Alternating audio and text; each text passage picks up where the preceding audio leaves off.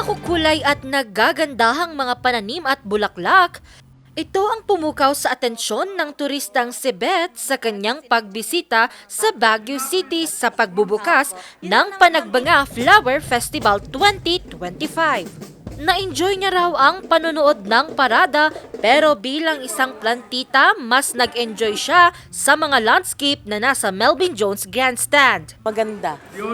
Yan nga ang inaabangan namin kaya kami pumunta rito. Lagi naman maganda eh. Kaya tingnan mo, dinadayo kahit traffic na, kahit siksikan na.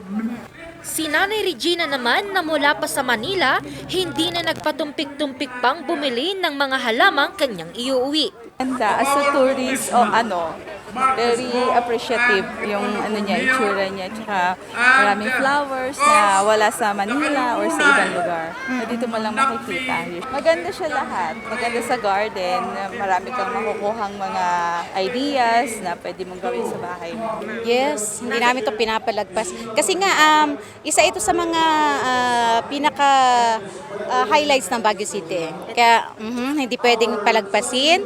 At saka every year, iba-iba. Iba-iba yung design na pinapakita nila. Kaya yung magbibigay sila ng magandang ideas para sa mga, hindi lang tiga Baguio City, kundi para sa buong mga turistang pupunta rito.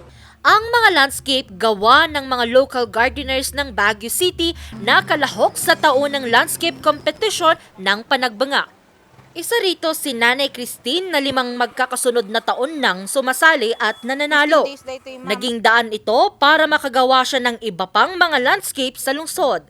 Mayroon po sa BJH, dito sa may harap ng Marlica, sa exit ng SM, doon po sa papuntang Trinidad na rin po.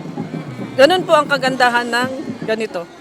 Kung baga, ina-advertise din po namin yung aming ginagawa.